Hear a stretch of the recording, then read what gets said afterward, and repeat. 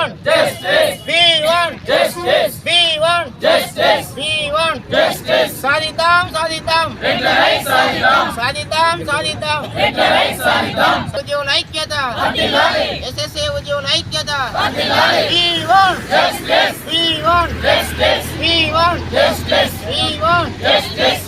సాధిద్దాం సాధిద్దాం రెగ్యులరైజ్ సాధిద్దాం ఉద్యోగుల ఐక్యత వర్ధిల్లాలి We want justice. We want justice. We want justice. We want justice. సాధిద్దాం సాధిద్దాం రెగ్యులరైజ్ సాధిద్దాం సాధిద్దాం సాధిద్దాం రెగ్యులరైజ్ సాధిద్దాం సాధిద్దాం సాధిద్దాం రెగ్యులరైజ్ సాధిద్దాం ఐక్యత వర్ధిల్లాలి We want justice. We want justice. We want justice. We want justice. విద్యాశాఖ సమగ్ర శిక్ష ఉద్యోగుల ఐక్యత వర్ధిల్లాలి విద్యాశాఖ ఎస్ఎస్ఏ ఉద్యోగుల ఐక్యత వర్ధిల్లాలి విద్యాశాఖ ఎస్ఎస్ఏ ఉద్యోగుల ఐక్యత వర్ధిల్లాలి We want justice. We want justice. We want justice. We want ఈరోజు రాజన్న సిరిసిల్ల జిల్లాలోని విద్యాశాఖ రాజన్న సిరిసిల్ల జిల్లాలోని విద్యాశాఖలోని సమగ్ర శిక్ష ఉద్యోగులమందరము అన్ని విభాగాల ఉద్యోగులమందరము ఈ కలెక్టరేట్ దగ్గర సమ్మెకు దిగడం జరిగింది. గత 25 రోజులుగా రాష్ట్ర జాక్ పిలుపు మేరకు అన్ని జిల్లాలలో విద్యాశాఖ అధికారులకు కానీ రాష్ట్ర స్థాయి అధికారులకు కానీ రాష్ట్ర విద్యాశాఖ స్పెషల్ చీఫ్ సెక్రటరీ గారికి కూడా సమ్మె నోటీస్ ఇవ్వడం జరిగింది. 15 రోజులలో మా యొక్క డిమాండ్స్ నెరవేర్చాలని వారికి తెలియజేయడం జరిగింది. అయినప్పటికీ కూడా వాళ్ళు 20 రోజులు గడిచిపోయినా కూడా మా డిమాండ్స్ నెరవేర్చమని వాళ్ళు చర్చలకు కూడా పిలువనందున మేము ఈ 10వ తేదీ నుంచి రాష్ట్ర వ్యాప్తంగా అన్ని జిల్లాలలో అందరం సమగ్ర శిక్ష ఉద్యోగులు అన్ని విభాగాల ఉద్యోగులు అందరూ సమ్మె బాట పట్టారు.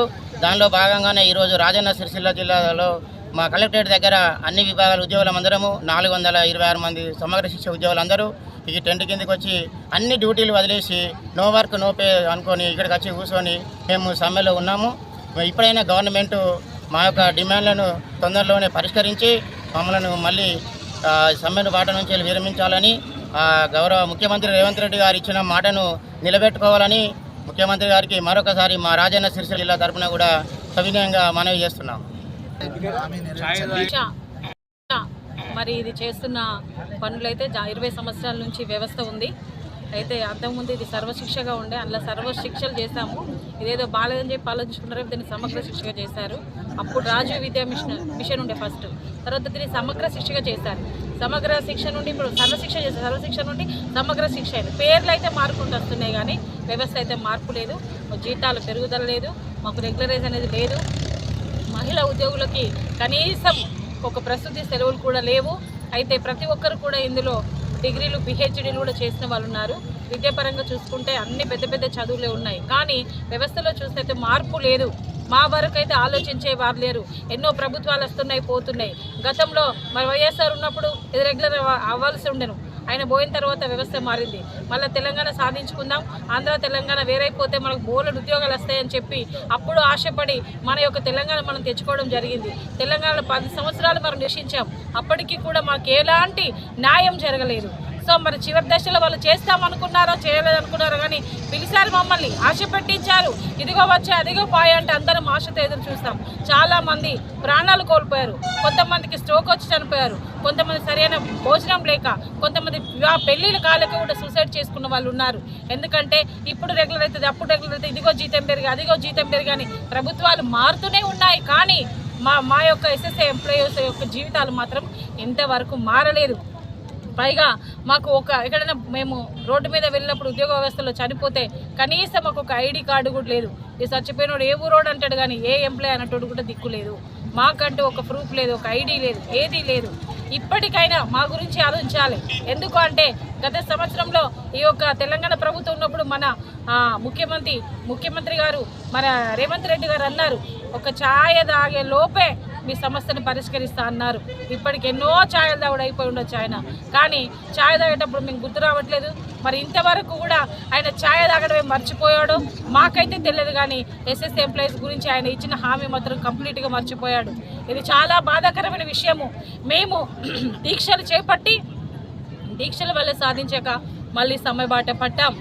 నేను ఎప్పుడో ఒక 15 సంవత్సరాల కింద వచ్చాను, అప్పటికి ఇప్పటికీ నా రూపం మారిపోయింది. మోకాళ్ళు నొప్పులు వచ్చేసినాయి, బీపీలు, షుగర్లు, థైరాయిడ్లు, ఇన్ని జబ్బులు అయితే వచ్చాయి. అసలు మెడికేషన్ తీసుకోవడానికి కూడా డబ్బులు లేవు. ఇప్పుడు కుటుంబాన్ని పోషించుకోవడం డబ్బులు లేవు. కొందరు పిల్లలు పెళ్ళిళ్ళకి ఎదిగారు, వాళ్ళకి వివాహాలు చేయడానికి కూడా డబ్బులు లేవు. ఇంతవరకు ఇళ్ల స్థలాలు కొనుక్కోలేదు, ఇల్లు లేని వాళ్ళు కూడా ఉన్నారు. వ్యవస్థ చూస్తే చాలా దారుణమైన పరిస్థితి. మేము చూస్తే చదువుకున్న వాళ్ళం, బంధువుల దగ్గరికి వెళ్తే మా గురించి చెప్పుకోవడానికి కూడా మేము సిగ్గుపడి తలదించుకుంటున్నాం. మీ సాలరీ ఎంత అంటే చెప్పలేకపోతున్నాం. ఇంత నీచమైన పరిస్థితి, ఇంత హీనమైన పరిస్థితి, ఇంత దౌర్భాగ్యమైన పరిస్థితి ఈ భారతదేశంలో మరి ఏ రాష్ట్రంలో లేదు.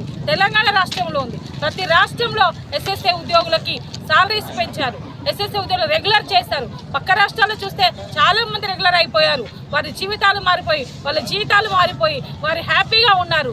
మరి మేమేం పాపం చేస్తాం? తెలంగాణ రాష్ట్రంలో పుట్టడం పాపం చేస్తామా? ఈ తెలంగాణ గడ్డ మీద మేము ఉండి పాపం చేస్తామా? విప్లవకారుల గడ్డ అంటారు, ఉద్యమాల గడ్డ అంటారు. ఎన్ని ఉద్యమాలు చేసినా ఒక్క చెమట లేదు. మా రక్త బొట్టు కారిన కూడా ఇంత చలనం లేదు ఈ ప్రభుత్వానికి. ఏ ప్రభుత్వం వచ్చి మమ్మల్ని ఆదుకుంటుందో తెలియదు, కానీ సాధించే వరకు చివరికి చావనైనా చేస్తాం. కానీ ఈ యొక్క సమ్మె మాత్రం మేము సాధించే వరకు విరమించేది లేదు. ఇంతమంది మహిళలు వచ్చారు. పొద్దున 9 గంటల నుండి రాత్రి 10-11 గంటల దాకా మేము ఈ యొక్క పర్మిషన్ తీసుకోవడానికి నిరీక్షించాం. ఇది కేవలం మేము ఏదో హాస్యానికి చేయట్లేదు, ఇది ఆడంబరాలకు చేయట్లేదు. మేము ఇక్కడ కలిసి ఒక పిక్నిక్ రాలేదు. మేము మా బాధల కోసం పొద్దున ఎప్పుడో లేచి ఇప్పటి వరకు నిరీక్షించి తాగడానికి మంచినీళ్ళు లేక ఇక్కడ కూర్చుంటే మహిళలకు కొన్ని వసతులు కూడా బయటకు వెళ్ళడానికి కూడా లేవు. అయినప్పటికీ ఎన్నో బాధలు బిగబట్టుకొని ఇంకా కూడా మేము ఒక పాకిస్తాన్లో ఉన్నట్టుగా, లేకుంటే పరదేశంలో ఉన్నట్టుగా మన తెలంగాణలో మనం సాధించుకున్న గడ్డ మీద ఇంకా కూడా బానిసల్లాగా మేము ఉండిపోయాం. ఈ బానిస బతుకు నుంచి మాకు విడుదల కావాలి. ఇప్పటికైనా మా గురించి ఆలోచించాలి ప్రభుత్వం. మాకు న్యాయం చేస్తారని నమ్ముతున్నాం. ఎందుకంటే రేవంత్ రెడ్డి గారి మనసు చాలా మంచిది. ఆయన ఉన్నతమైన నిర్ణయాలు తీసుకుంటున్నాడు. దాంతోపాటు ఎస్ఎస్ఏ ఉద్యోగులను కూడా ఖచ్చితంగా రెగ్యులర్ చేస్తాడని మేము నమ్ముతున్నాం. మా పట్ల ఆయనకు సానుభూతి ఉంది, మా పట్ల ఆయనకు ప్రత్యేకమైన ఉద్దేశం ఉంది. మా ఎస్ఎస్ఏ ఎంప్లాయీ పట్ల ఆయనకు ఒక స్పష్టత ఉందని మాకు తెలుసు.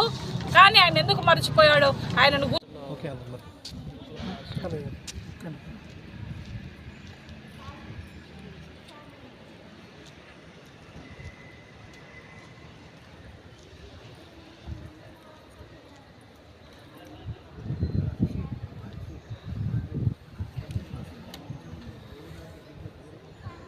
ఈరోజు జాతీయ బీసీ సంక్షేమ సంఘం అధ్యక్షులు ఆర్ కృష్ణయ్య గారి ఆదేశాల మేరకు రాజన్న సిరిసిల్ల జిల్లా అధ్యక్షులు మేకల పరశురామ్ గారి ఆధ్వర్యంలో ఈరోజు కలెక్టర్ గారికి మెమోరాండం ఇవ్వడం జరిగింది. దాని విశేషం ఏంటంటే బీసీ, ఎస్సీ, ఎస్టీ మైనారిటీ గురుకుల పాఠశాలలకు ఫీజు రీయింబర్స్మెంట్ కానీ, వాళ్ళ ఫీజులు చెల్లించాలని కానీ, అలాగే వాళ్ళ సమస్యలపైన కలెక్టర్ గారికి అధ్యక్షుల వారి తరఫున మేము మెమోరాండం రప్పించడం అనేది.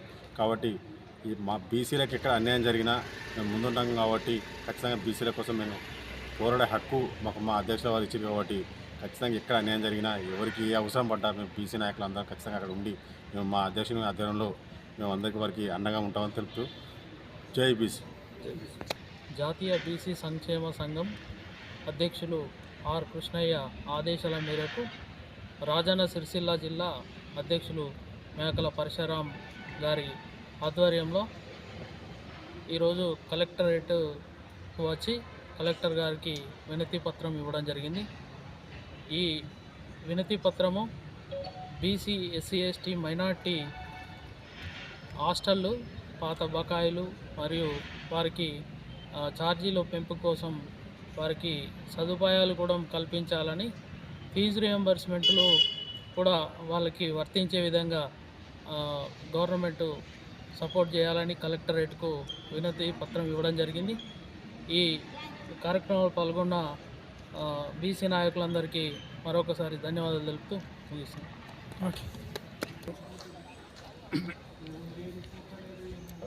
జాతీయ బీసీ సంక్షేమ సంఘం అధ్యక్షులు ఆర్ కృష్ణయ్య ఆదేశాల మేరకు రాజన్న సిరిసిల్ల జిల్లా బీసీ సంఘం ఆధ్వర్యంలో కలెక్టరేట్ గారికి వినతి పత్రం ఇవ్వడం జరిగింది. దీని ముఖ్య ఉద్దేశం ఏంటంటే విద్యార్థులకు పాత బకాయిలు చెల్లించి ఫీజు రీయింబర్స్మెంట్ పెంచాలని, ఎస్సీ, ఎస్టీ, బీసీ, మైనార్టీ విద్యార్థులకు వీళ్లకు పెంచే విధంగా వినతి పత్రము మేము ఇవ్వడం జరిగింది. ఈరోజు ఈ కార్యక్రమంలో పాల్గొన్నటువంటి జిల్లా బీసీ సంఘం నాయకులకు పేరు పేరున నాకు ధన్యవాదాలు తెలియజేస్తున్నాను.